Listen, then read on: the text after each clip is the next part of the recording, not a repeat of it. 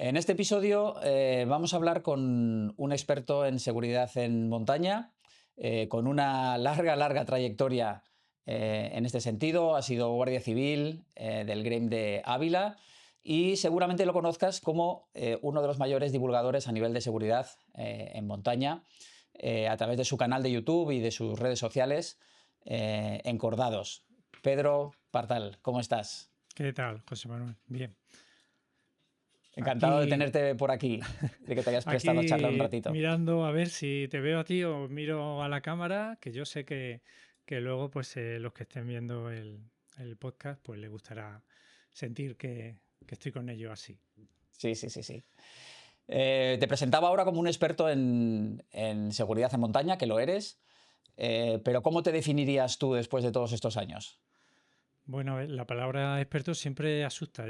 A mí me gusta considerarme como un eterno aprendiz, como una persona que aprendo constantemente, abierto a todo, a aprender, a desaprender, a cuestionarme a mí mismo y a todo lo que es el panorama de la seguridad en montaña, que está como muy encasillado, muy estandarizado y a veces tiene poco margen de maniobra porque todo el mundo tiende a decir por tu seguridad en montaña no hagas, y la coletilla final es como ten cuidado, ten precaución, pero realmente hay elementos que se puede trabajar en ello sin tener que recurrir a ese ten cuidado, esa prevención de madre que le dice a su hijo o a su hija cuando sabe que se va a ir a escalar.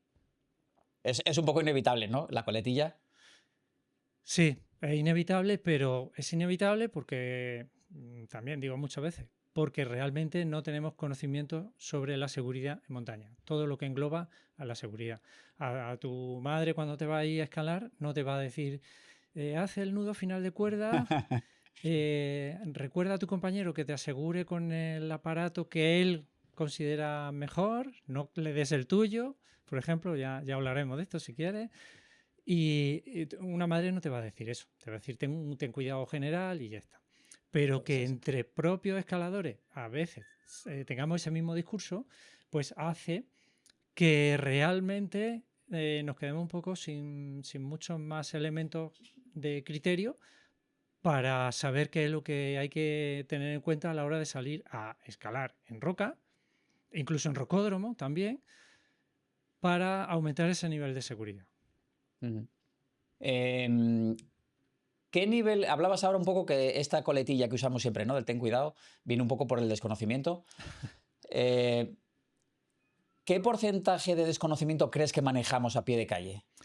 Bueno, a ver, no sé si la palabra desconocimiento, vamos a dejarla así, pero también falta de recursos, ¿no? De que nos faltan letras en el abecedario para componer palabras, por ejemplo. Luego tenemos unos recursos lingüísticos limitados, más que desconocimiento, que también, pero me gusta dejarlo abierto a la posibilidad de aprender en un campo que se puede, que tiene estudios, que tiene sus comparativas, que tiene sus estadísticas y que todo el mundo, pues de alguna manera, los que nos dedicamos a esto, pues intentamos con esas estadísticas dar ciertas soluciones a problemas que está habiendo. Ujú. Entonces, me decía la pregunta ¿Qué porcentaje? Hablábamos un poco de que la coletilla esta que utilizamos siempre, ten cuidado, viene un poco por esa incertidumbre quizá de no sí. tener un conocimiento demasiado profundo, ¿no?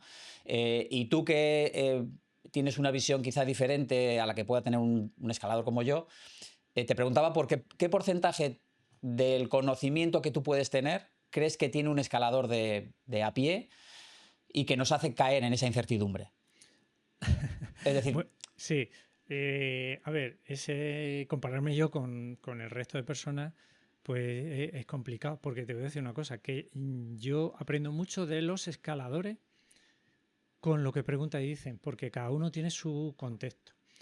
Pero si tuviéramos que hacer una valoración general, creo que el nivel seguridad se sigue manteniendo todavía en esas coletillas.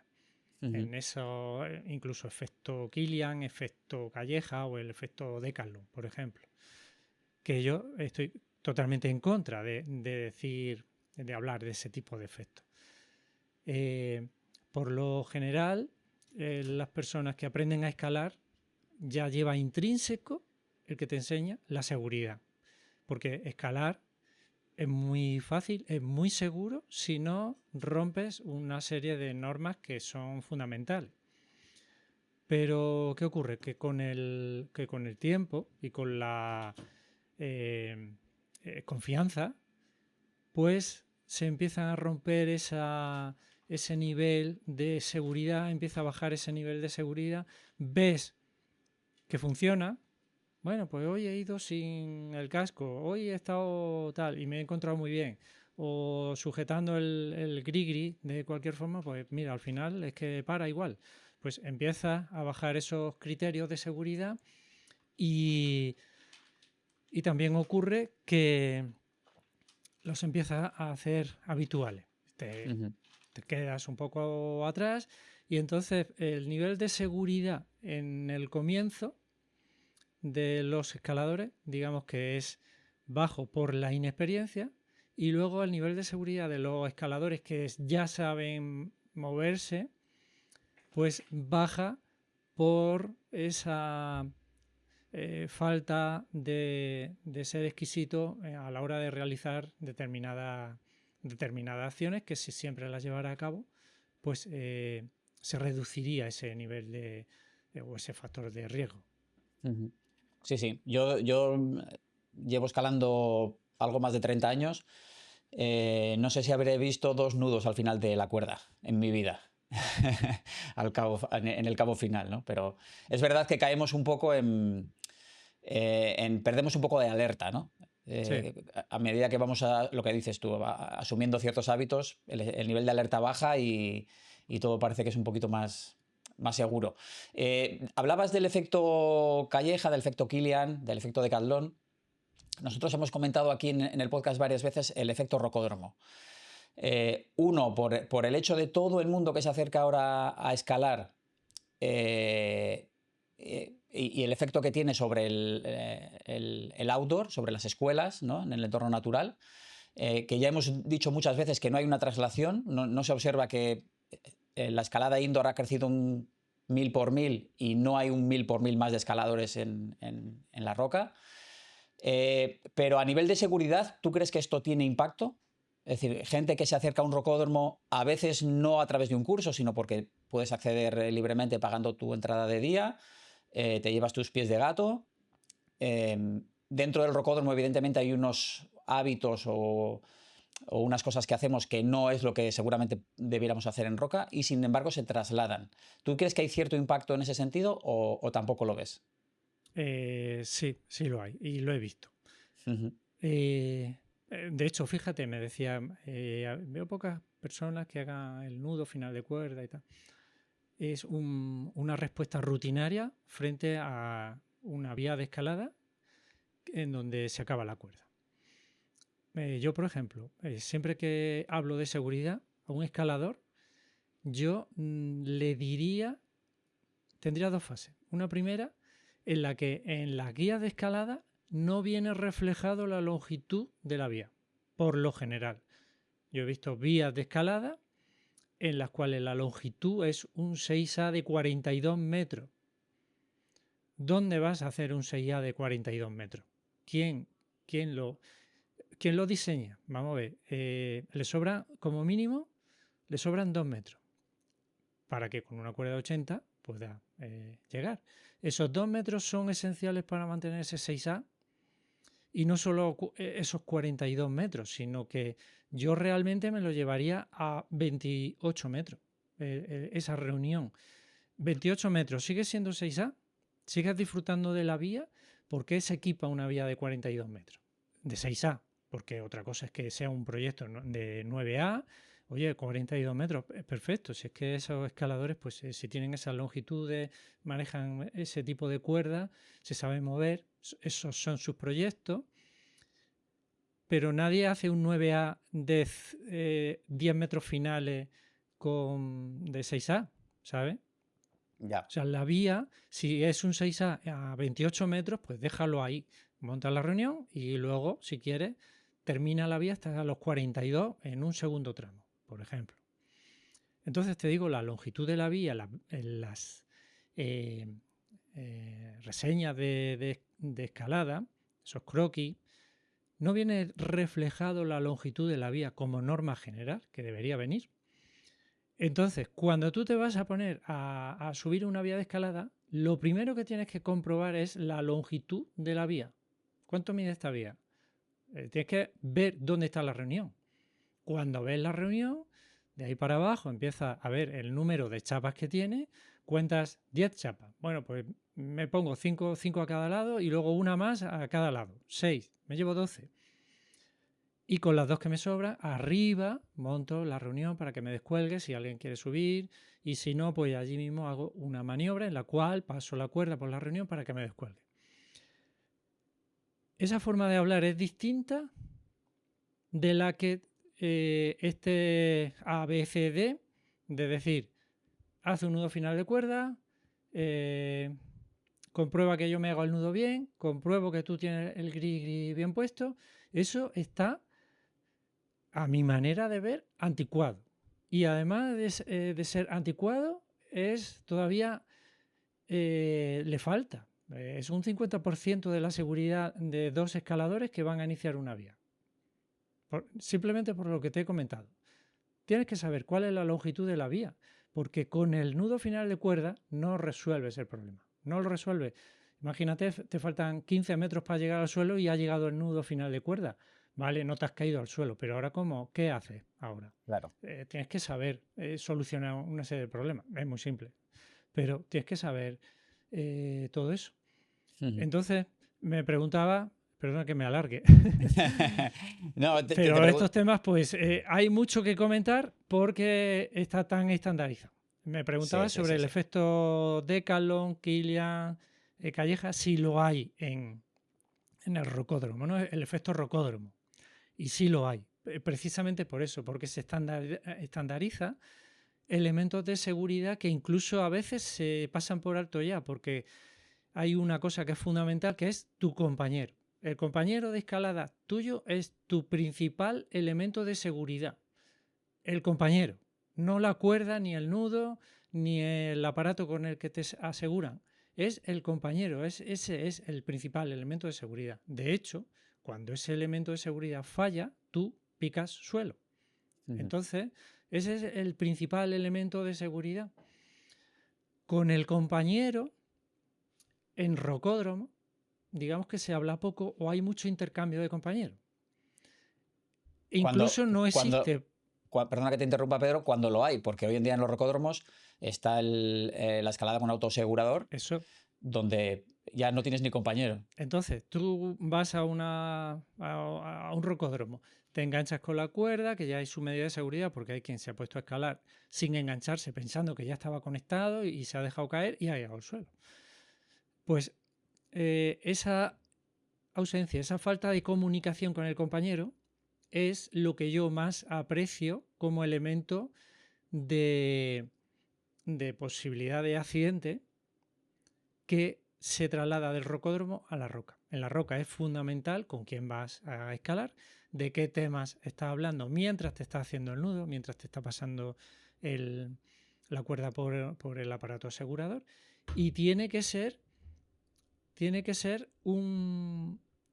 una no conversación.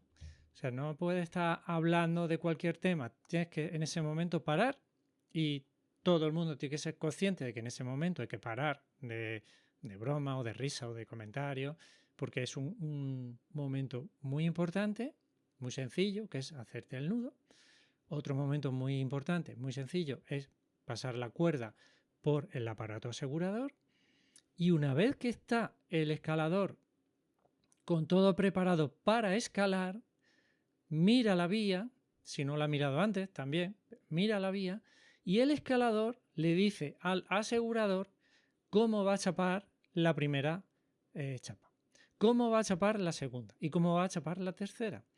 porque no puede hacerse un lío de llegar allí a la primera y decir, esta no la voy a chapar porque me voy a la segunda que ya está tal, o aquí esto es muy fácil, o al revés, es muy complicado, no vas a saber si entrar con mano derecha, mano izquierda, e incluso te diría que como elementos fundamentales para la escalada, tienes pie de gato, tienes el casco, tienes las cintas de escalada y tienes obligatorio ya, o debería empezar a ser para escaladores, el llevar una percha. Y esa percha, ese primer elemento que tú conectas, ya te ha quitado de muchos accidentes que hay, como a 1 metro, 2 metros, donde al final te fastidias el tobillo o los huesos que están relacionados con el pie. Porque el gato desprotege mucho todo lo que es el pie. Entonces, Me está reventando la entrevista, Pedro, porque es algo sobre lo que te iba a preguntar específicamente. Bueno, perdona, porque yo me empiezo y me No, no, voy no, no. por...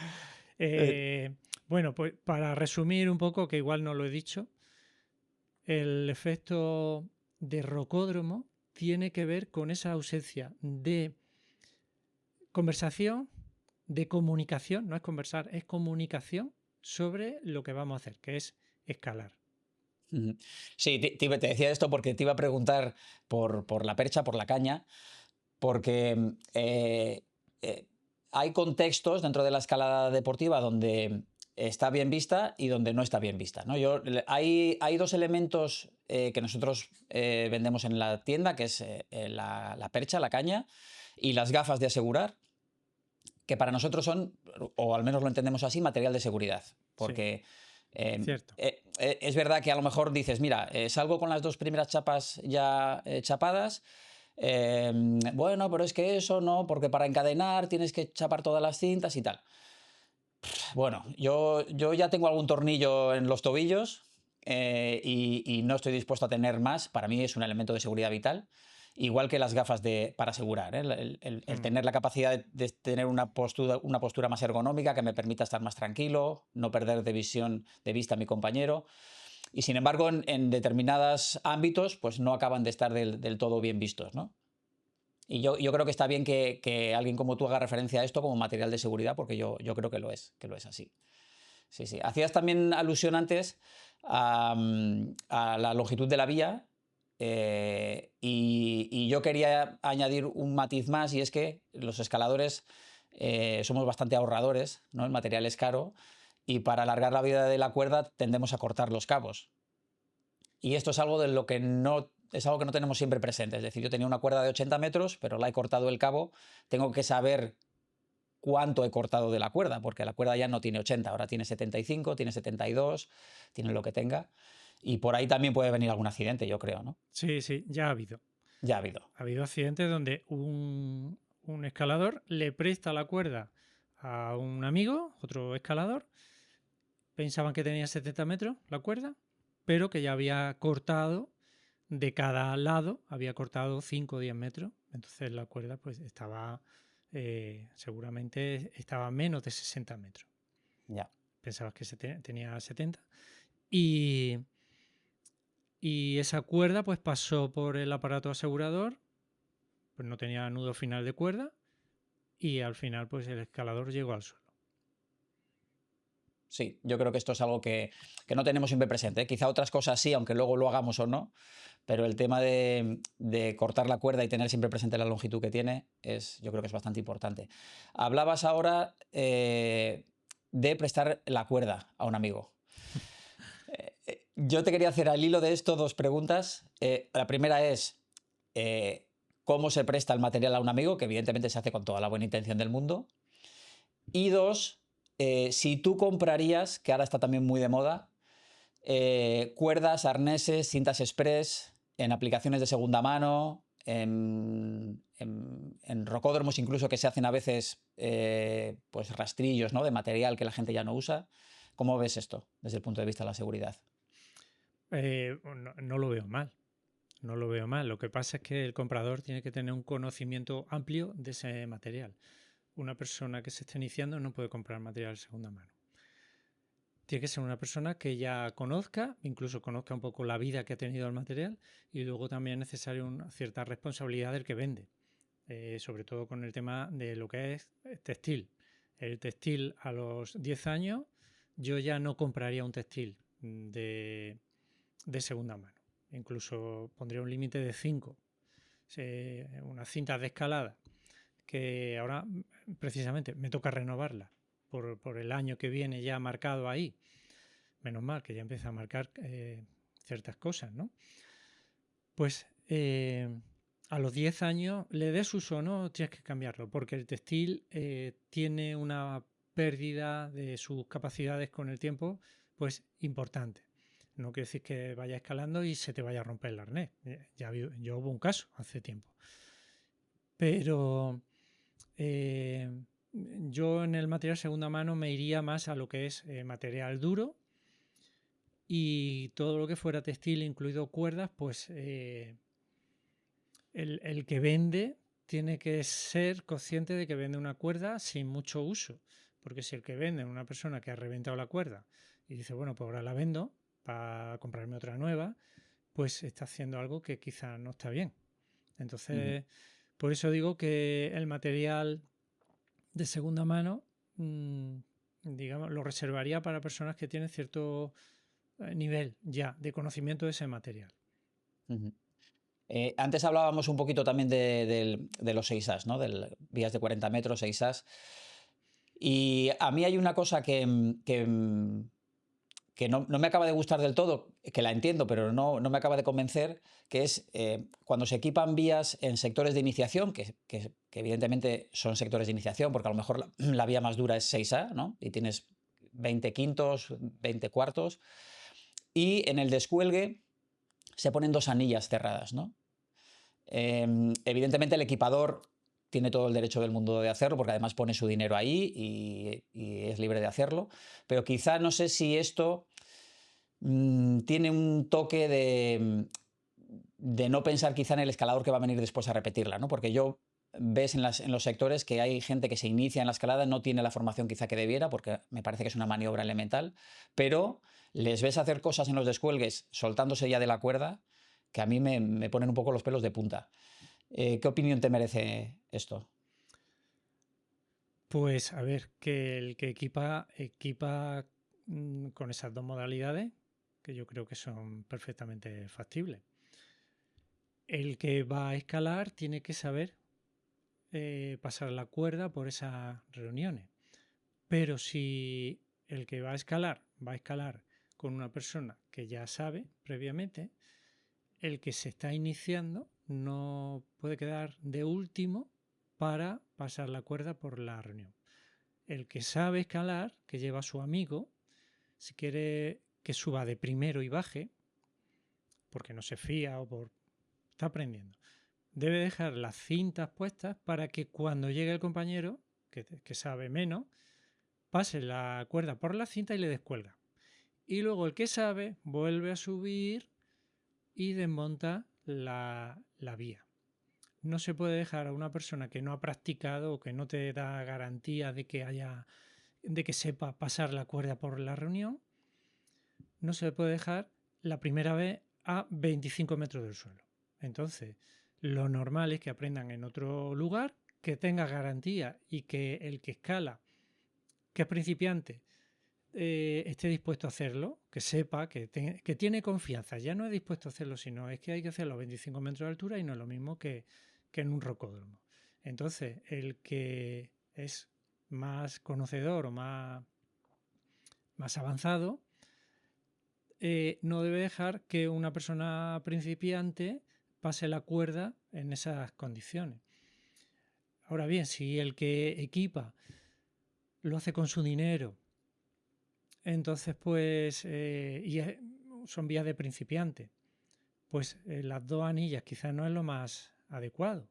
Pero si imagínate que el que equipa, pues el dinero es de un ayuntamiento o es de otras personas, pues quizá debería pensar en equipar pensando en las personas que van a ir allí, que no tienen tanto conocimiento, que van a hacer mucho top rope. Entonces, pues quizá con elementos que sean luego más fáciles de intercambiar o de montar esos torrops. Eh, es difícil establecer un criterio y decir que equipa debería hacerlo de tal o cual forma. Lo veo complicado. Sí, es un melón difícil ese, ¿eh? Pero Sí, yo sí. es un debate que siempre tengo conmigo mismo, ¿eh? Porque es verdad que no, el equipador lo hace con toda su buena fe, además en la mayoría de los casos poniendo su Mm. dinero y evidentemente las sandías son más económicas, la vía está equipada como debe estar, pero es verdad que luego ves gente escalando en esas vías y yo he visto pasar apuros, ¿eh? Y Mm. bueno, pues quizá... Claro, otra cosa que equipara con materiales precarios, con materiales más baratos, con secciones más pequeñas, pues por ese ahorro de material. Entonces, pues entonces no. Pero si los parabalos son los adecuados, las chapas son las adecuadas, pues eh, en un principio no, aun pensando en esta, ¿no? En esa fase de iniciación. Lo que sí que es verdad que en una escuela de escalada en roca o en unas vías de escalada en roca que son de iniciación y sabes que son así, eh, los quintos más, los 6A, tienen que tener las chapas que tienen que tener. No puedes alargar por ahorrarte una chapa, porque precisamente los que se caen en el quinto más, en el 6A, no se saben caer tan bien y además suelen ser vías que a veces no son desplomadas. Los escaladores que lo hacen en desplome, pues oye, pueden volar todo lo que quieran.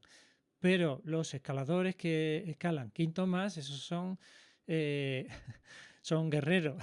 Entonces hay que proteger más en ese tipo de vías pensando en esas dificultades. Y te voy a decir más, que no todo el mundo que escala con grado grande, grado alto de escalada, igual está preparado para equipar vías de iniciación, porque no sabe distinguir dónde va a tener una persona de iniciación, un escalador de iniciación, dificultades. Entonces, creo que cada escalador en su nivel es donde mejor sabe equipar. Uh-huh. No sé si hay formación en este sentido. Quiero tratar ahora contigo un poquito la parte de formación.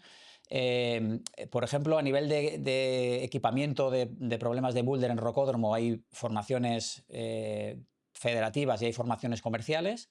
Pero a nivel de capacitar a alguien para equipar, más allá de la formación de técnico deportivo, no sé si hay formaciones en este sentido. ¿Tú conoces alguna? Bueno, hay formaciones, sí que la hay y son buenas.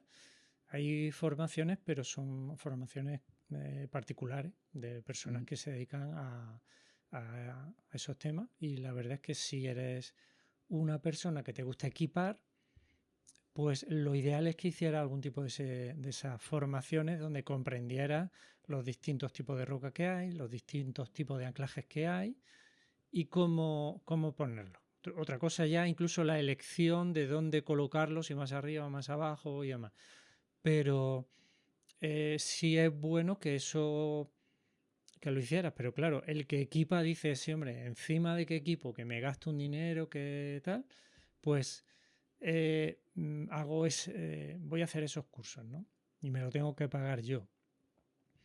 Bueno, a mí me parece Entonces, que nunca está de más, ¿eh? Quiero decir, porque hmm, además los equipadores que tienen mi mayor admiración, ¿eh? Porque se gastan su dinero, gastan su tiempo, se exponen también a la crítica, porque esto es hmm, algo que a pie de vía está muy extendido, pues bueno, te protege también, ¿no? de esa crítica, el saber que tú tienes ya una formación, que sabes que evidentemente hay opiniones para todo, pero que no vas a equipar mal una vía. sí. A ver, yo estoy de acuerdo que lo hagan, que se animen, incluso que buscarán financiación de algún tipo, ¿no? Claro. Pero evidentemente cuanto mejor sabe equipar, pues mejor lo va a hacer. Luego tenemos otra faceta de personas que han equipado mucho y eso mucho más bien mediocre. Entonces, Ujú. no por equipar mucho significa que sea un gran equipador, sino porque realmente tienes conocimiento en esa materia, aunque equipes poco.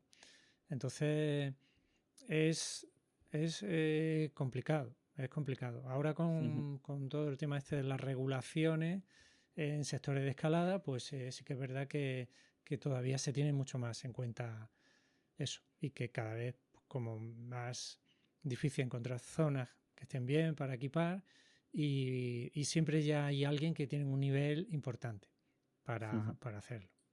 ujú. Te decía ahora que quería tratar un poquito el tema de la formación, porque te he presentado como guardia civil del Green de Ávila, pero creo que eso ya no es así, ¿no? Creo que has hecho un punto y aparte, ¿no? En tu vida profesional. Sí, Y tienes una academia de formación, Encordados Formación. Me gustaría que me hablaras un poquito de la academia, de la formación que das, de qué te ha motivado a hacer ese cambio, que a mí me parece un cambio súper potente. Que nos contaras un poquito. sí, bueno, eso es hablar un poco de la historia de mi vida. Desde que empecé con el grain, digamos, que en el... Es que tengo que hablar ya de años, el año tal, no sé cuánto. Pues estuve en el grain de Potes, llegué a finales de los años 80,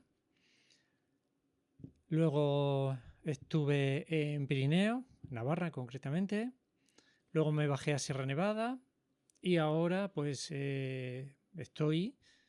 subí a lo que es Gredo. Y el año pasado, pues ya por edad, he podido pasar, porque es de forma voluntaria, a lo que se llama reserva activa.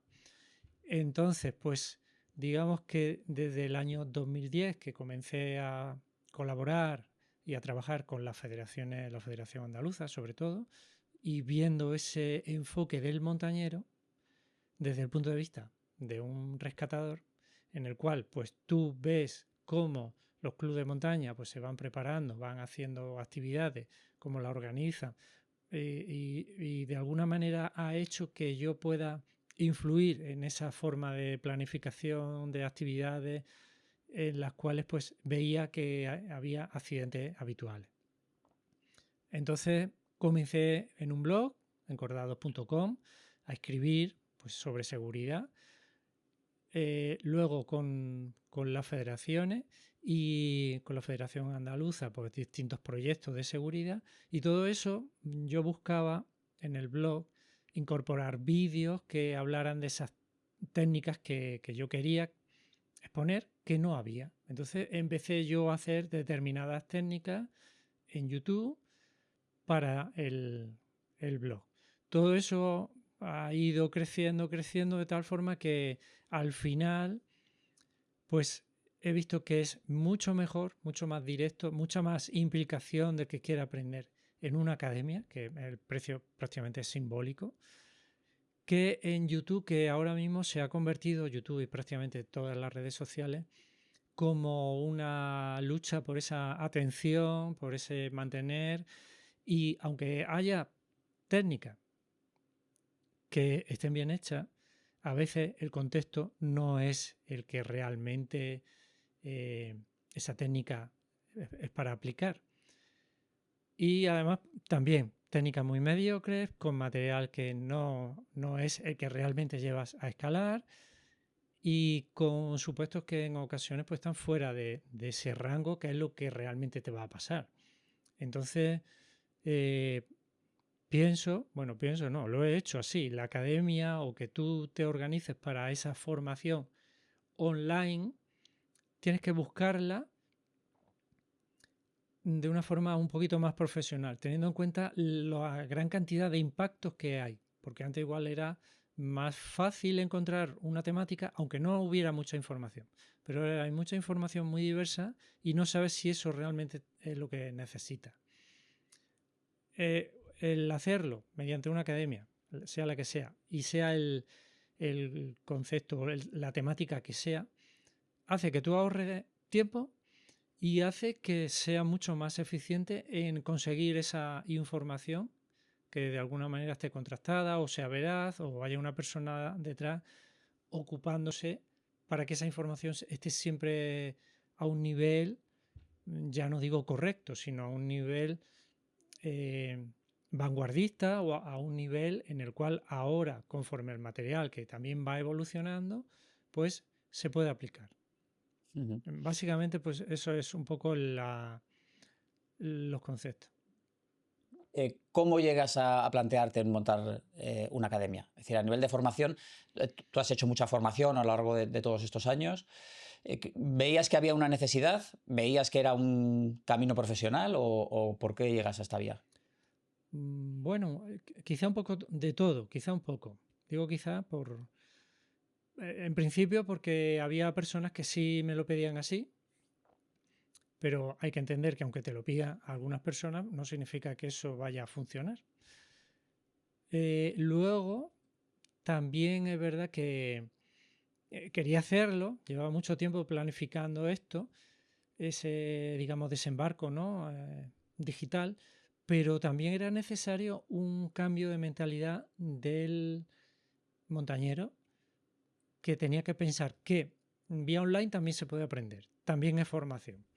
Y teníamos hace años ya, yo creo que ya está prácticamente implantado, que hay personas que con los cursos pueden aprender, cursos online, y está implantado que esto es posible, porque hace unos años, si yo hubiera sacado la academia, todavía seguramente habría muchísima reticencia a que la formación en montaña o determinado tipo de formación siempre tiene que ser presencial. Entonces, una cosa no quita la otra. Una formación presencial tiene muchas cosas buenas, pero también es verdad que si te despistas en ese momento mirando el paisaje, mirando el móvil, que un compañero comenta de una cosa, y el instructor ha dicho algo que puede ser importante, que puede ser crucial, te lo has perdido en ese momento. 2 semanas después de haber terminado esa formación, lo que tú has podido captar en esa formación es un porcentaje inferior a lo que en ese momento tiene. Un mes después, 2 meses después, esa información que captaste en esa formación presencial ya se ha reducido mucho. Sin embargo, tienes en la cabeza que tú hiciste el curso de alpinismo nivel 2 y que sabes hacer no sé qué y que sabes hacer no sé cuánto, y cuando te enfrentas a una situación real te das cuenta que quizá todavía te falta bagaje, experiencia o haber iniciado eso de una forma más progresiva. En una formación online puedes repasar esos conceptos, puedes parar el vídeo.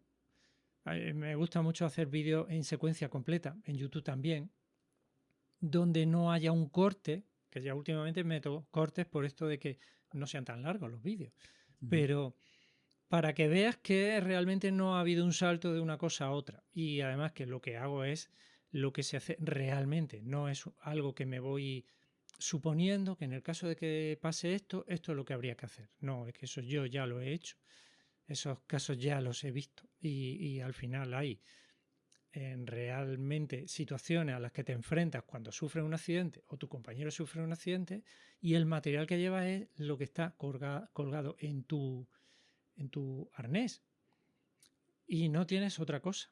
Y tu nivel de respuesta pues tiene que ser acorde a lo que tienes en ese momento, ese nivel de preparación. Si no tienes nada preparado anteriormente, has hecho un curso hace un año de una temática que puede ser rescate, pero no estás metido en esa línea de qué hacer en caso de accidente de montaña, me refiero pues una formación más continuada, pues al final eso se pierde y se cometen muchos errores precisamente porque intentas recordar o en ese momento te despistaste o no las dudas que tuviste no las consultaste, incluso ya no sabes que realmente tenías una duda en ese momento, esa maniobra, ese cambio de sistema. Ya se te ha olvidado que tenías realmente esa duda. Piensas que quizá puedas solucionarlo, pero luego a la hora de la verdad ves que no. Muy diferente, ¿eh? La práctica de la teoría, una vez que te pones, y la situación, claro, porque al final maniobras de este tipo, cuando de verdad las necesitas, tienes un punto de estrés importante también, claro. Sí, además es fundamental, pero el estrés también viene por la falta de práctica. realmente, un rocódromo, ¿cuánto tiempo dedica a entrenar una persona que quiera estar por encima del 7A? Una persona normal, no una persona que, que de primera ya sabes que va a estar en el 8º grado moviéndose. Pues, ¿cuántas horas dedica a la semana en ese rocódromo, en ir a correr, en prepararse para hacer ese grado? ¿Cuántas horas a la semana dedicas para gestionar una maniobra en el caso de que te ocurra algo? Pues si fuera, aunque sean 2 horas al mes, fíjate lo que te digo, al mes, en el caso de que ocurra esa casuística, es eso que piensas que te puede ocurrir, a la hora de reaccionar estás mucho más preparado. Ya no digo técnicamente, sino mentalmente, tu respuesta va a ser muchísimo mejor de sujetar el teléfono, de dar las teclas. Hay personas que en su estado de nerviosismo no son capaces apenas de mover las manos bien como para manejar objetos pequeños. Se pierde esa sensibilidad de agarre pequeño. Por eso en las puertas de seguridad en grandes centros, que son de salida de incendio, de cualquier cosa, de emergencia, no tienen manillas ni tienen nada. Tienen una cosa que es para empujar, porque precisamente cualquier cosa que tú quieras accionar con los dedos, el estado de nerviosismo no te va a dejar. El hecho de que tú tengas esa preparación que de vez en cuando coja un mosquetón, lo pase al otro lado de la puerta de tu habitación, pase de una cinta a un anillo de cinta, cierre la puerta y ahí tengas una reunión y en esa reunión vas ensayando cosas básicas, las ensayas detrás de tu puerta. Fíjate, no hace falta ni ir a un rocódromo. Hace que tú sepas cómo tienes que manejar el material, qué material debería de llevarte adicional si te vas a meter en una vía de varios largos en roca, y hace que tú por lo menos tengas mentalmente ese clip dado, en el caso de que accidente, pues ya tengo una mínima reacción. E incluso sacar el teléfono y teclear, que no se te caiga y que vas a saber teclear. Porque puede ser que incluso no tengas destrezas suficientes. Yo, si estuviera muy nervioso por algún tipo de accidente que hubiera, fíjate, y cosas de esto también lo vemos en la academia, situaciones de estas sí, porque yo doy los cursos así, te veo la cara, ellos me ven y podemos hablar. Me esperaría un poco a mis sensaciones de pulso, a ver cómo va bajando, voy pensando, hablo con el compañero y tal, y luego me atrevería a sacar el teléfono. Y si no lo engancho como pueda, ya tendría un sistema, si escalo y llevo el teléfono, para que al sacar el teléfono no se me caiga. Luego ya veré la forma de teclear, porque incluso hasta la clave se me olvida. Sí, te puedo contar anécdotas, pero que se te olvida hasta tu nombre. Y ya no digo la matrícula de tu coche, de color, ¿sabes? Entonces, bajo presión es todo. O sea, cualquier error es posible. ¿Hay algún caso de estos que hablabas ahora de anécdotas que digas, madre mía, increíble? Sí, ¿no? No saber el coche que tienes. ¿Qué coche es? Porque, claro, cuando una persona que se ha perdido, que fíjate, no está ni en una pared, está con un nivel de ansiedad grande porque se ha perdido. La palabra que más pronuncias cuando estás hablando con una persona que se ha perdido o que tiene un accidente es tranquilo, ¿qué tal? No sé. Por mucho que tú digas tranquilo, eso no funciona. Funciona que tú le hables de forma pausada, que tú le resuelvas sus problemas, que sabes lo que le está pasando. Tiene un nivel de ansiedad alto. No sabe dónde está. ¿Dónde tienes el coche aparcado? No se acuerda el paraje, ni en la localidad, ni del lugar donde aparcó el coche. No te sabe decir es que dónde empezó. Continúa hablando hasta que vaya recuperando un poco esos datos. ¿De qué color es tu coche? Para intentar ayudar. Ya es el bloqueo, empieza a ser considerable cuando ni siquiera se acuerda del color de su coche. Esto es Ya. real. Es increíble, ¿eh? Y ya no te digo si que se intente acordar de algún número, de números de teléfono, que eso ya prácticamente nadie se memoriza los números de teléfono. Pues a ese nivel mental en el cual pues al final pues terminas diciendo, bueno, quédate sentado, bebe un poco, come, te llamo en 5 minutos, tienes cobertura y de una forma más pausada a ver si te acuerdas de todos estos datos. Por eso cuando en todo lo que es la formación que dábamos en los clubes y demás, comentábamos, de alguna manera pues les sugeríamos que los recorridos fueran descritos, porque hay personas que salen a un recorrido que ha organizado otro, en el cual ni siquiera ha prestado atención, sabe que iba a ir que iban a ir iba hacia autobús, en el coche del amigo, ni siquiera ha prestado atención dónde es el lugar, y esto te digo también a nivel escalada. Han parado en un sitio que ni siquiera sabe el nombre porque no se ha preocupado, han ido a escalar a una zona de escalada que tiene un nombre pero que tampoco le ha prestado más atención, lo único que quiere es escalar y tal. Y ahora el accidentado es el compañero, que es el que sabe todos esos datos y de repente tú estás en una situación en la cual no sabes ni en qué coche has venido, ni el color, ni la matrícula, ni la zona más o menos de ubicarla. ¿Cuál es el último pueblo que has pasado para llegar ahí?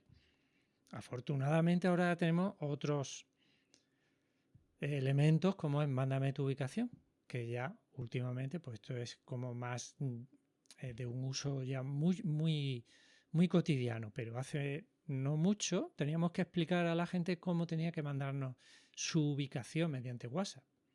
Entonces, ese nivel de, de estrés se rebaja mucho teniendo previa una respuesta que tú antes has mentalizado y has pensado que se ocurre lo que sea, incluso, bueno, pues llamo al 112, vale, yo llamo.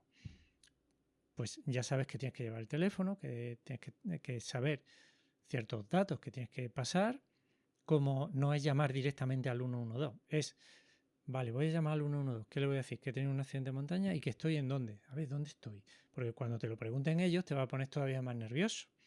Entonces, intentar tener por lo menos la mentalidad de intentar acordarte de todo eso que es importante justamente antes de llamar, porque si no, ese nivel de ansiedad va a entrar en el momento que te pregunte dónde está y es que no te acuerdas de nada.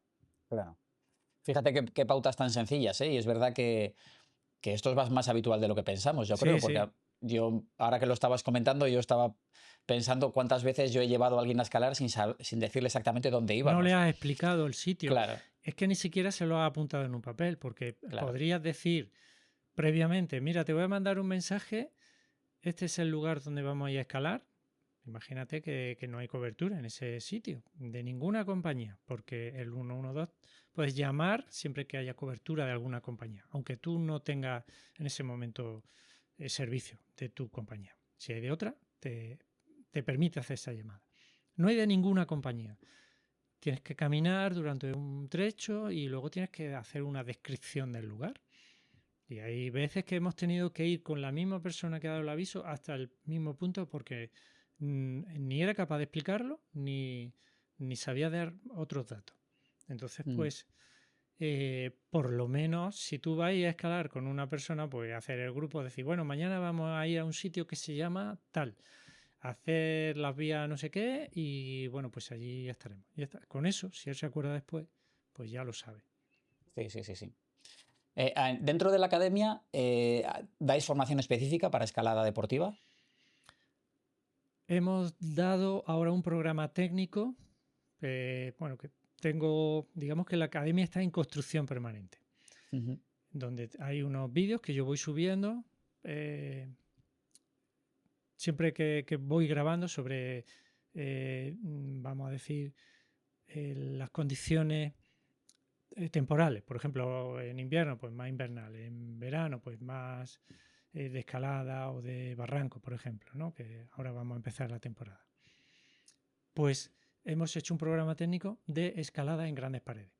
con todos estos condicionantes que estamos hablando sobre escalada en grandes paredes, que yo he querido definir, al menos en la academia, escalada de varios largos, en los cuales vas a tener que navegar por la vía, independientemente de si está completamente equipada o no, o semi equipada.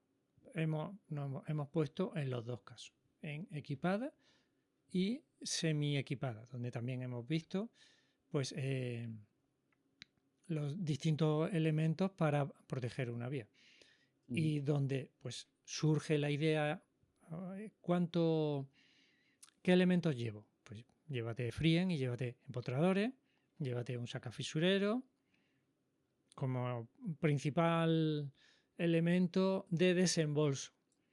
Me compro 2 frien, un juego de fisureros, porque pues espérate, no te compres ese material todavía. Comentamos, tenemos un grupo en Telegram y vamos hablando sobre el material, cuál sería más idóneo y cuándo empezar. Para empezar, tienes que comprar un juego de frien que tenga por lo menos en total unos, vamos a poner, 12 números. 12 números, que sería un juego completo, más repetir 3 o 4 números, en los cuales tienes 12 números de frien y tienes gama para proteger. Pero, ¿dónde vas a comprar 3 frien? ¿Qué números compras? Pues mira, pues es que no tengo más dinero, pues júntate con otro escalador, sumáis un dinero y cuando lo tengáis hacéis esa inversión. Porque si no vais a ir a una vía de escalada semi equipada con 3 frien, no te van a entrar en lo que quieres, o vas a tener que saber qué tipo de números son los más adecuados. En fin, que, por ejemplo, todo este tipo de dudas, ¿en la cinta de escalada me la llevo? No, cinta de escalada no, tiene que ser mosquetones, pues los quitas y pones un anillo de 60 que lo puedes acortar y alargar a tu conveniencia. Es más, luego le haces una lazada y queda a 1/3 de longitud, con lo cual pues está muy bien. Pero no puedes ir a hacer vía de varios largos con las cintas de escalada normales cortas como si fuera una vía recta. Ese tipo de vías implican cambios de dirección que tienes que saber gestionar. Bueno, pues todo eso y mucho más es lo que vamos hablando en las clases y aportando información conforme van saliendo dudas de todas estas cuestiones. Para alguien que se quiera acercar a la escalada en roca, ya lleva un tiempo en el rocódromo, por ejemplo, pero quiere empezar a hacer vías en roca, ¿cuál crees que es la formación mínima indispensable que debe tener para tener la seguridad de que se va a desenvolver de una manera segura, al menos? Vale, pues vamos a ver, ¿qué formación? Pues te podría decir que haga un curso de iniciación a la escalada, ¿vale? Esa sería una forma correcta. Pero luego necesita un seguimiento, no una persona que se inicia en la escalada en roca, aunque venga de un rocódromo, de hacer boulder, de engancharse pues a esos, no sé cómo se llaman, Autoaseguradores. autoaseguradores de cable. Necesita un seguimiento. Hay personas que están muy fuertes, yo lo veo, escalando en roca, están muy fuertes porque veo de dónde se sujetan, cómo hacen el paso y digo, madre mía, fortísimo. Pero luego le falta el desenvolverse en la roca. Entonces, para mí esa iniciación conlleva pues mínimo 2 fases, mínimo, si no más. Una es un curso de iniciación o alguien que te inicie, preferiblemente alguien que sepa, o sea, un técnico deportivo, alguien que esté metido en el mundo de la formación en escalada. Y luego un seguimiento en el cual tú no tomes esas iniciativas de pasar la cuerda por una reunión, que te expliquen cómo iniciarte en esos primeros chapajes, que utilicen la caña para ese primer chapaje o segundo, que te enseñe ese segundo chapaje, pues mira, esta vía está muy bien, puedes hacerla, pero el segundo chapaje ya no es para ti, porque está muy lejos, pues porque tiene un riesgo, y si no, pues sube al primero, ves que está muy lejos, que hay un momento precario para chapar, que es un 6A, pero es un momento precario para algunas personas, porque ves cómo se sujetan, cómo mantienen el equilibrio. Ese momento precario, pues mira, en la segunda también te sube la caña, la vamos a chapar desde la caña. Pero lo voy a hacer yo. No voy a dejar que nadie suba a una primera chapa y utilice la caña para una... O sea, suba a una primera chapa y utilice la caña para una segunda chapa o en mitad de la vía. Eso un principiante en principio no debe hacer. Entonces, por eso te digo ese seguimiento de saber establecer esos límites y de hablar. Hacer el nudo final de cuerda y que tú veas cómo coloco el gris y tal, eso está muy bien, pero es que hay que venirse a lo primario. ¿Por qué hacemos eso? Pues porque la vía tiene una longitud que no puede ser superior al de la cuerda. ¿Cuánto mide la vía? Ah, pues mira, vamos a estimar. Y si no, pues con alguien que esté escalando con una vía al lado y le pregunta a ver qué longitud tiene su cuerda, o pregunta al de al lado si sabe cuántos metros tiene esa vía y si se puede hacer con esta cuerda. Yo casi, fíjate lo que te diría, preguntaría cuántos metros tiene esta vía antes que preguntarle qué opine sobre la longitud de mi cuerda, si me va a dar o no. Eso yo tengo que decidirlo. Sino algo mucho más objetivo. Oye, esta vía, ¿cuánto mide hasta arriba? Pues mira, mide 32 metros. Pues no me da con una de 60. Bueno, a ver, si te subes ahí esa piedra y tal. Vale, te acaba de decir que si te sube un poco más con una de 60 lo puede hacer. Pero si la pregunta hubiera sido al revés, oye, con una de 60 se puede hacer esta vía. Sí, sí, sí, se puede. Y ya, y se para. Pues resulta que tú pensabas que podía hacer una vía de 30 metros, o sea, esa vía con una cuerda de 60, pero lo que no te ha terminado de contar el chico o chica es que la vía tiene 32 metros, es muy justa y te tienes que subir a una piedra para que el compañera pues, llegue hasta esa zona donde se puede quitar la cuerda. Por eso te digo que esos primeros momentos de escalada de una persona principiante es como que todavía ese curso necesitar ese seguimiento.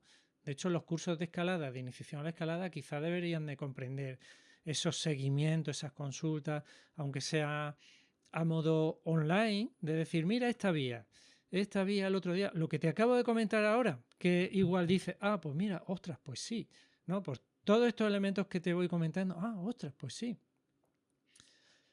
Y si hay un elemento que te he comentado que te ha parecido interesante y mañana vas y no te acuerdas qué es lo que me dijo, pues vas al vídeo, lo abres y lo miras. Pues todos esos elementos que en un curso es muy difícil que entre todo y muchos responden a lo que es el desarrollo del sentido común, porque el sentido común se trabaja, no se tiene sí, pero también se trabaja en disciplinas que no son habituales dentro de lo que es el sentido común, en la escalada, por ejemplo. Plantearse ese tipo de preguntas de forma distinta para que te dé la respuesta que realmente necesitas. Pues esa iniciación para mí pues son esas dos fases. Un curso donde en principio te explican todo lo que engloba lo que es la escalada, incluso esa exposición, ese miedo a caer. Hay mucho miedo, hay cursos que son cursos para superar el miedo a la caída en escalada. Vale. Pero quizá hay muchos más elementos en la escalada que todavía se podían desarrollar. Incluso si tú lo llamas curso de seguridad en escalada deportiva. Y algunos dirán, bueno, ¿seguridad qué es? Que yo chapo, paso la cuerda y si me caigo ya me sujeta la cuerda. Eso no resulta como atractivo. Pero yo veo ahí mucho campo sin que se esté haciendo. Entonces,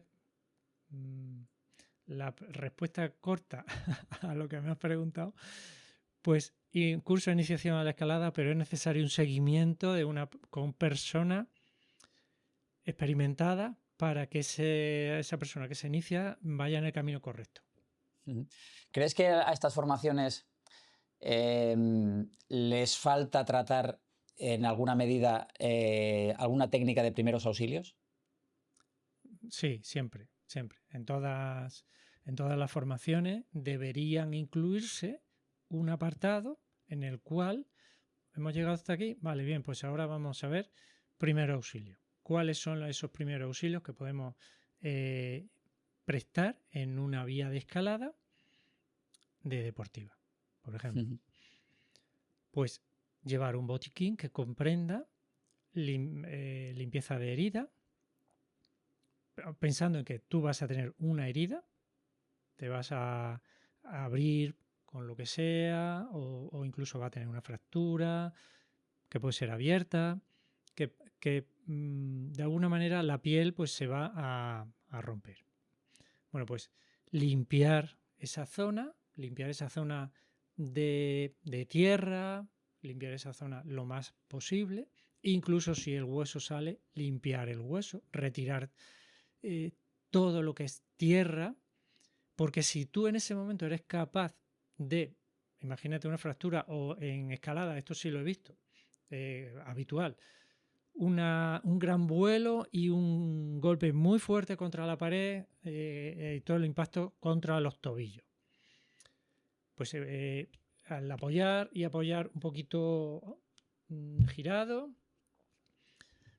ese tobillo se dobla de tal forma que se dobla, que se luxa, el tobillo queda completamente hacia adentro y además de que se luxa, es una luxación abierta, el hueso sale hacia afuera, ¿vale? El del maleolo tú lo ves. Pues si ese maleolo está sucio y en ese momento eres capaz y sabes que tienes que hacerlo, de limpiarlo, o cualquier fractura, cualquier herida que sea un poco escandalosa, en ese momento lo limpias de tierra, de todo lo que hay. ¿Con qué? Con agua, un desinfectante, con gasa. Eso se puede llevar perfectamente. Jabón. Pues le estás ahorrando a esa persona, en el caso de una fractura, que tenga que sanar el hueso porque eso conlleva infección. O sea, cuanto más tiempo esté puesto el hueso con la tierra y que tú no lo hayas limpiado, cuanto más tiempo, más infección hay. La infección cada vez va a ser más difícil de tratar y recuperar. Hasta que la infección no remita o haya garantía de que el hueso no está infectado, entonces cuando te lo van a grapar y te van a poner, te van a operar y te van a hacer. Pero si el hueso está con posibilidad de que esté infectado, no te van, de momento, no te van a operar para ponerte el hueso con una, ya ves lo que te estoy diciendo, que es importante también esa operación.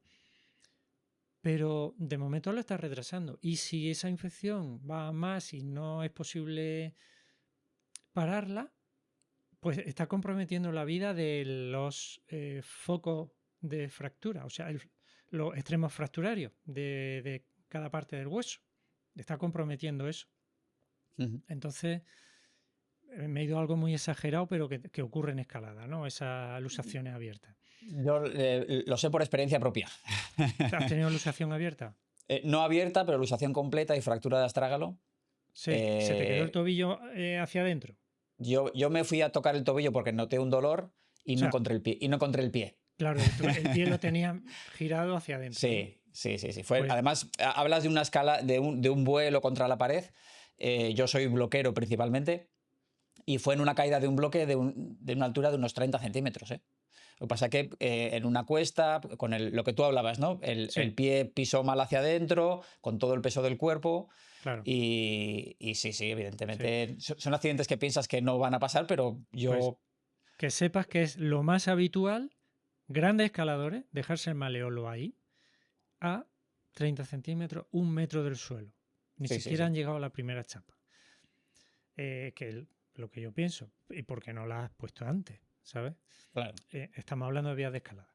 Pues esos primeros auxilios, lo que yo te acabo de comentar, que es que tú no te atreves, bueno, pues echa agua ahí a chorro que por lo menos se vaya a la tierra. En el caso que la haya, a veces lo encuentras limpio. Claro. Aparte que eso, pues también, si sabes el primer auxilio, eso también compromete la extremidad. Eso, si no sabes, tienes que pensar que quizá por ejemplo, en tu tobillo tenía un peligro de riego mm, sanguíneo en lo que Claro. es el pie. Si eso se demora mucho en el tiempo, pues la falta de ese riego en el pie pues puede traer otra serie de problemas. Problemas que incluso puede ser incluso la pérdida del pie. Sí, sí, sí, sí. Entonces, Yo, cuando a mí me tuvieron que, fue una intervención con helicóptero y demás, lo primero que me miraron fue el pulso del dedo gordo del pie. claro, A ver si tenía, sí, para sí, ver si tenías pulso. ¿Tenías pulso?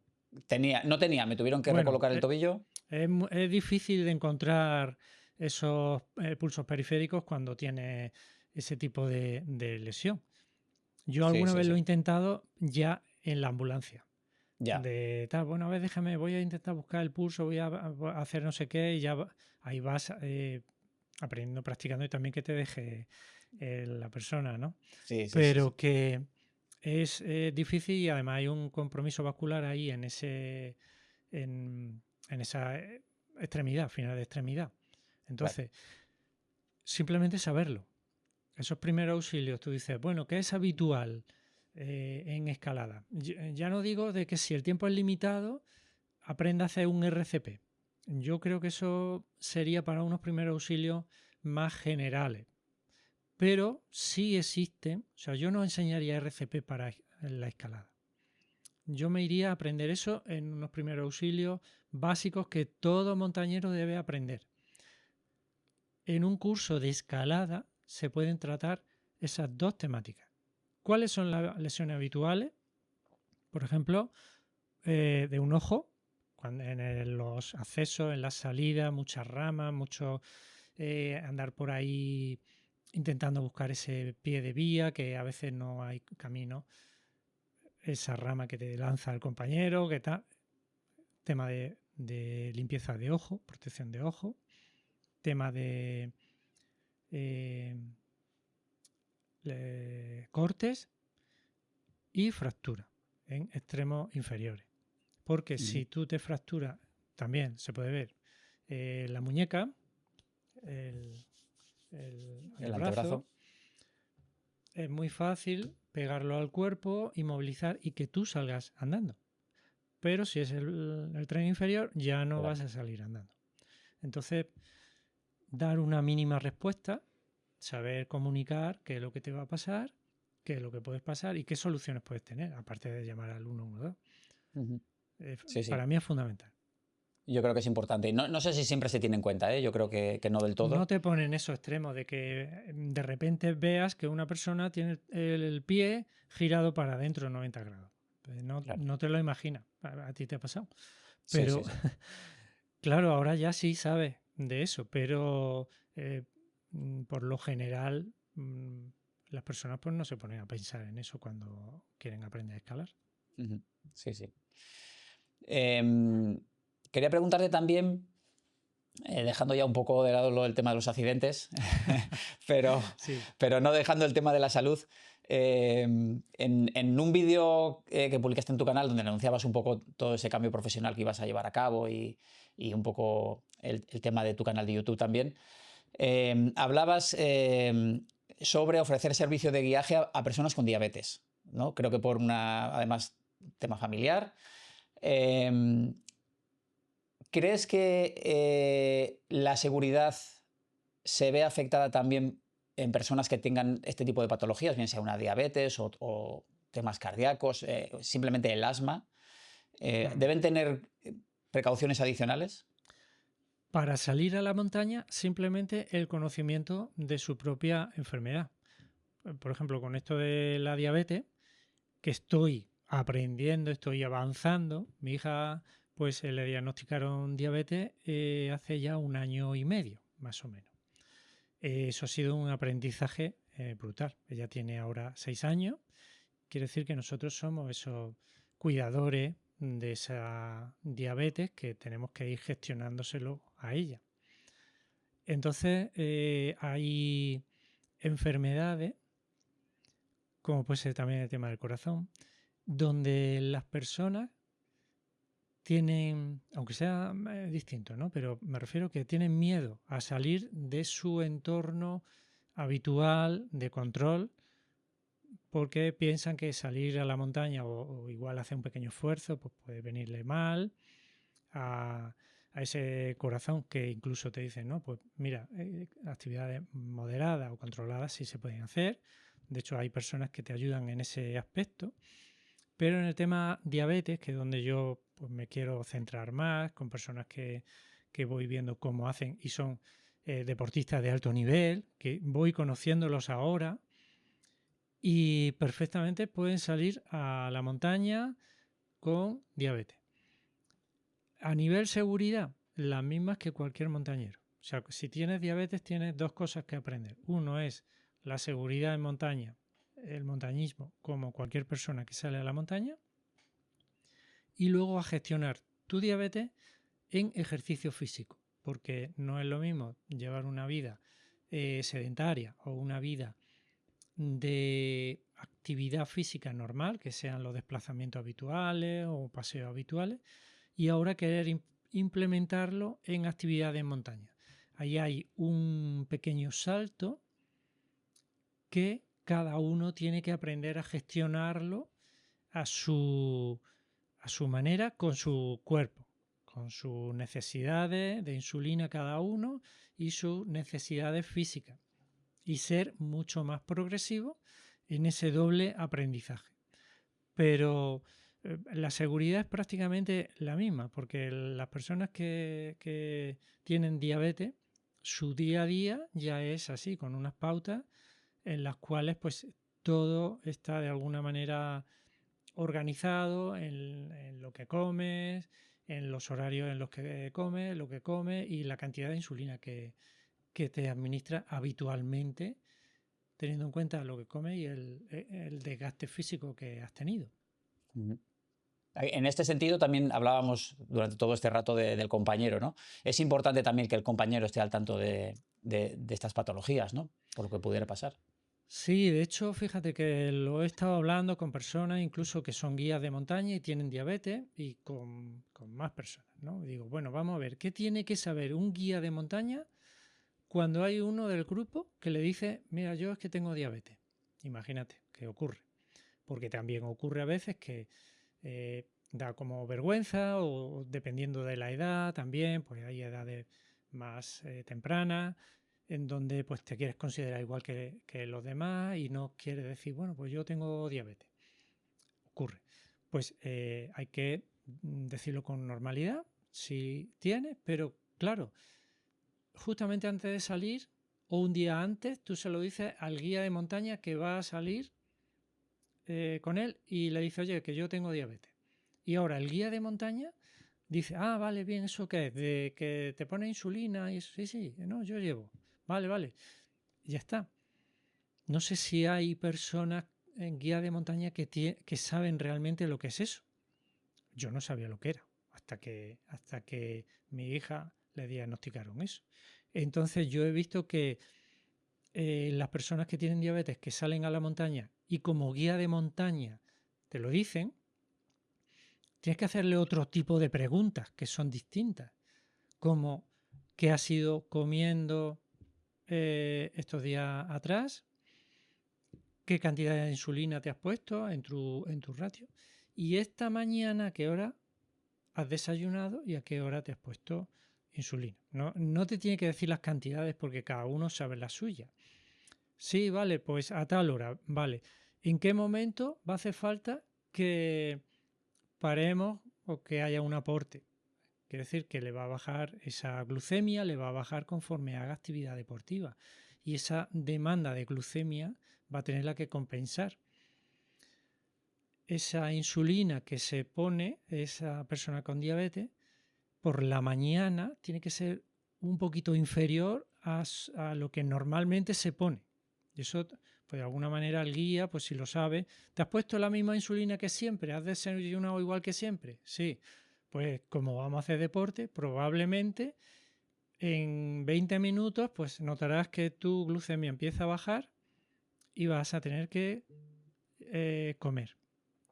O si quieres, ve comiendo ya, o paramos en lo que tú normalmente me dices qué horario para comer. Pues paramos comer. O vamos caminando, pero tú te vas a comer pues lo que normalmente puedas tomar como aporte, pues una chocolatina o una persona con diabetes no es una persona intolerante al azúcar. Es más, lo necesita. Pues le tiene que decir que lleve o preguntar qué lleva para esa bajada de glucosa que se van a producir. Le tiene que decir que el esfuerzo va a durar, pues vamos a poner 3 horas y que en las primeras horas pues vamos a ir evaluando a ver cómo va reaccionando. Seguramente no tenga que volver a poner insulina, porque la insulina lo que hace es activar esa glucosa para llevarla a los músculos, con lo cual le va a bajar. Y tiene que preguntar el guía dónde lleva el glucagón. Si no sabe el guía lo que es un glucagón, pues debe saber, aprender. Porque en el caso de que baje esa glucemia, que a todos nos puede pasar, esa pájara, ¿no? Una pájara de que vas andando y ya estás muy cansado y te entran esos temblores y estas que casi que te desmayas, te dan como calambres, pues eso. Esa glucosa está bajando mucho, de tal forma que puedes perder el conocimiento. Entonces hay una cosa que se llama glucagón, hay que saberlo administrar, que es simple, más vale llevar la instrucción al lado para no fallar. Y en ese despertar, pues esa persona tiene que comer, porque si no, pues puede comprometer su vida.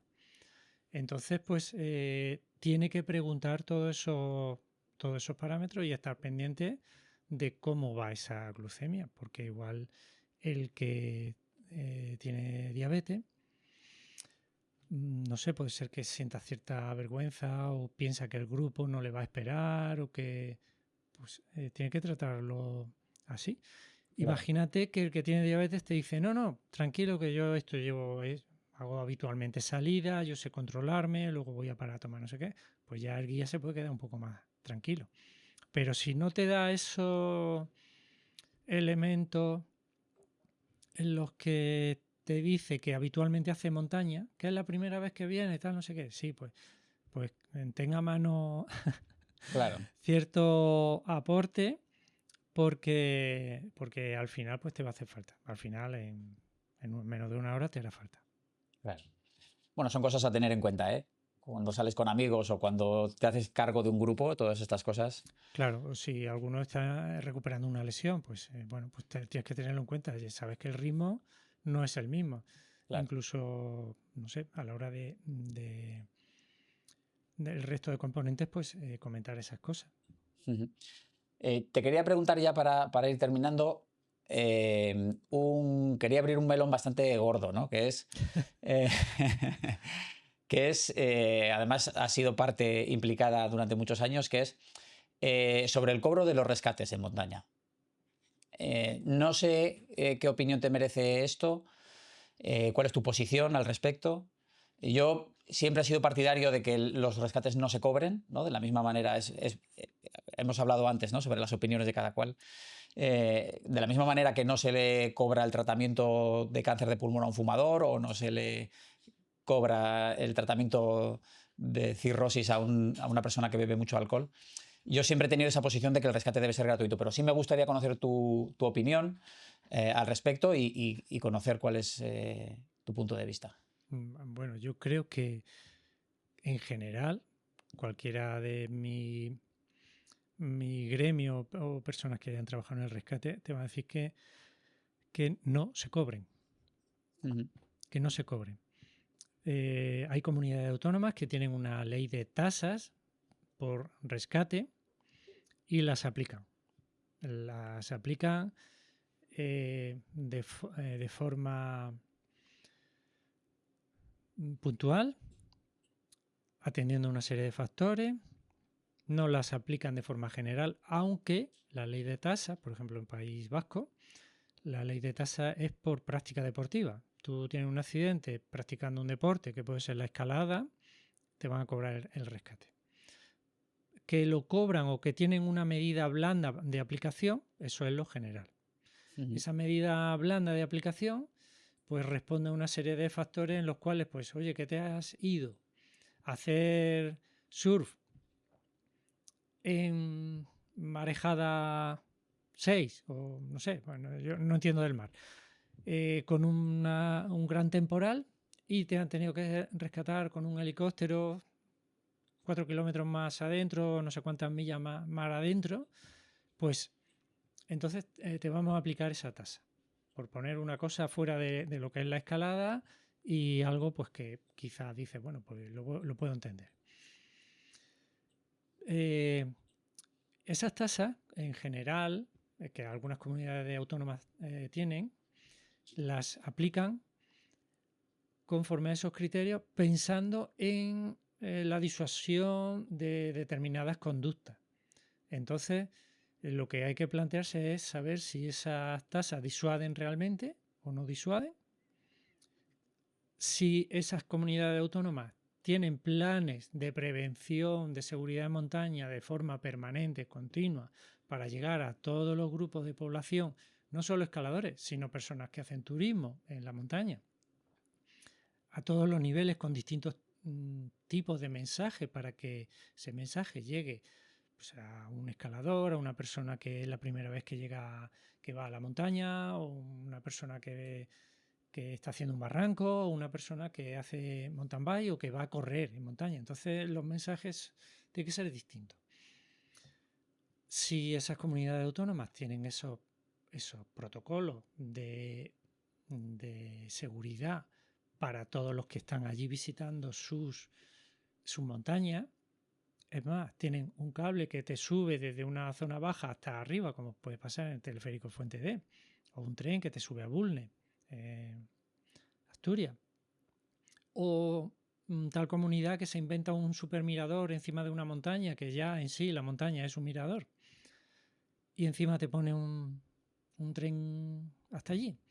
Bueno, pues está subiendo, en el caso de Fuente D, pues está subiendo a ¿cuántas personas? 3.000 personas por día a una zona que es una superficie muy pequeña para ver el mirador, ver todo desde allí arriba con todo tipo de calzado, cualquier tipo de calzado. Sin más actividad que esa, la de observar, y que no caben tantas personas allí. Bueno, pues entonces si tú dices que cobra el rescate porque alguien ha ido con tacones de Fuente D a Horcados Rojos, porque hay una serie de señales y un camino y tal, pues yo voy para allá a ver, pues entonces dice, hay que ver con tacones, pero es que tienes que ver que quizá esos tacones y esa persona no tenía pensado, lo primero, llegar a Horcados Rojos, y lo segundo es porque lo único que quería era subir arriba de Fuente D y allí se le ha ocurrido esa idea. Y además que es que no tiene ningún método de disuasión o de seguridad para que explique a las personas en determinados puntos que quizá esa no sea el mejor recorrido para dar una vuelta allí en Pico de Europa, o que se asome a ver Áliba. Pues está muy bien la tasa. Si quiere intentar eso, bueno, he dicho muy bien, ¿no? No sé, yo realmente no sé si realmente eso tiene esa labor de disuasión, pero sí que cuestiona esas labores preventivas que no se hacen y directamente se han legislado para esa tasa de cobro por actividad montañera o rescate, teniendo en cuenta si han sido imprudentes o no, en base a unos tacones, que todo el mundo se echaría. Digo tacones, pueden ser zapatillas de lo que sea, de un hombre. Sí, Vamos, sandalias. Sí, en sandalia o lo que sea, ¿no? Que sin la más mínima preparación, sin agua, sin nada. Pues